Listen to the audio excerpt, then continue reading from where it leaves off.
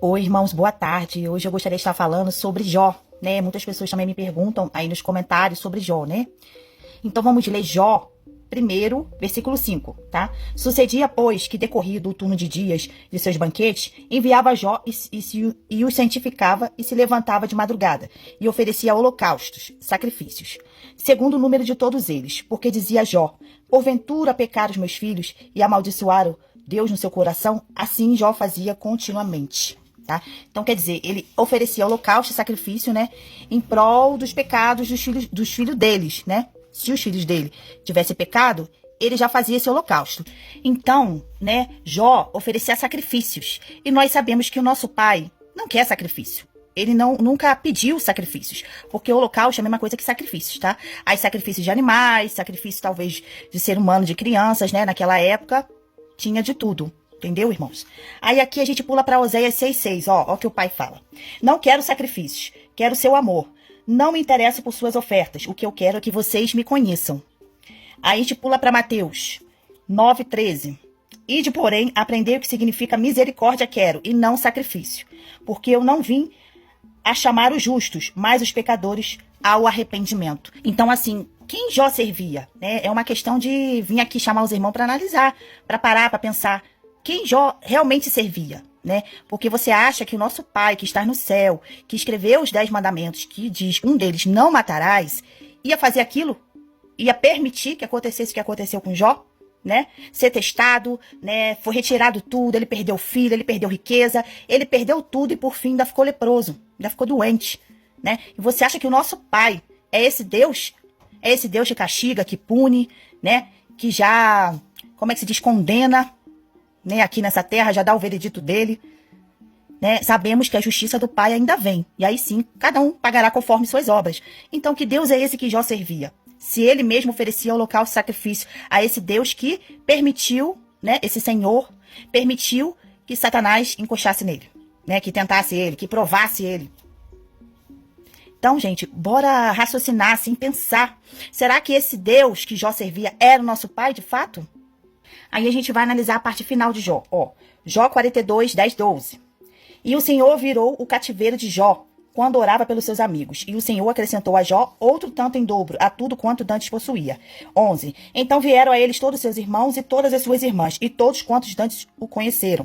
E comeram com ele pão em sua casa, e se condoeram dele, e o consolaram de todo o mal que o Senhor lhe havia enviado. A cada um deles lhe deu uma peça de dinheiro, e a cada um pendente de ouro.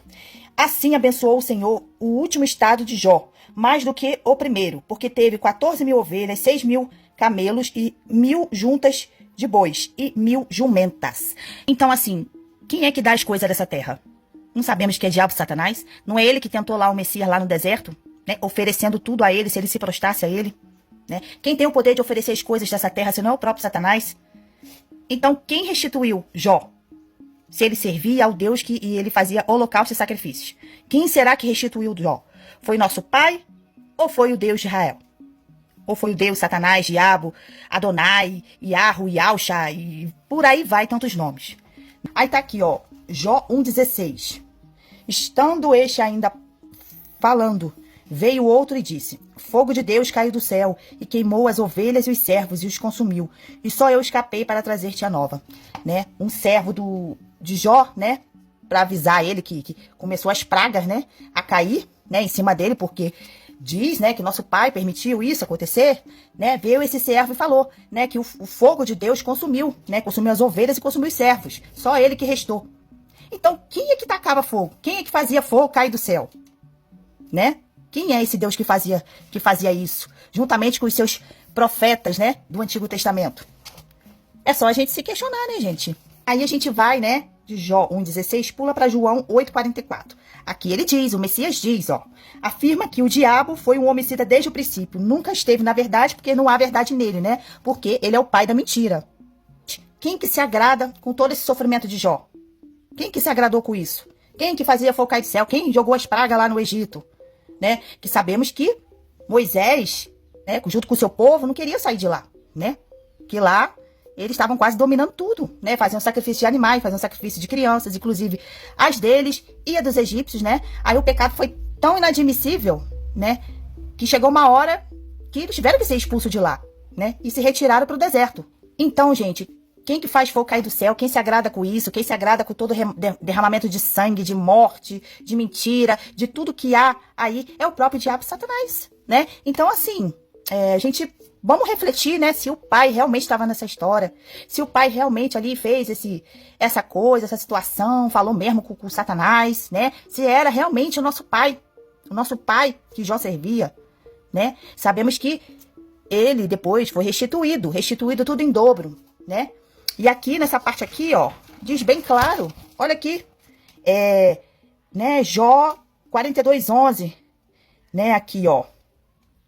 E os amigos dele consolaram ele de todo o mal que o Senhor havia lhe enviado. Você acha que o nosso pai vai fazer mal? Se o nosso pai que está no céu mandou a gente não matar, não cobiçar, não roubar, se a lei dele é amor ao próximo, né, como você se ama a si mesmo, né, que você não vai fazer a mesma coisa que não quer pra você com o outro.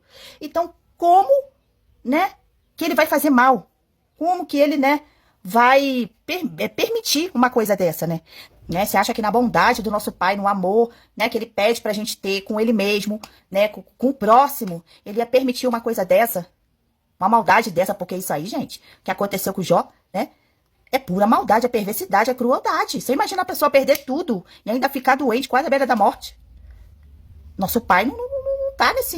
Eu acho que o nosso pai não tá nisso aí, não. Entendeu? Bora analisar, botar a mente pra funcionar, entendeu? Porque, ó, no início dele já tá dizendo. Basta vocês analisar, gente. Bora botar a cabeça pra pensar aí, viu?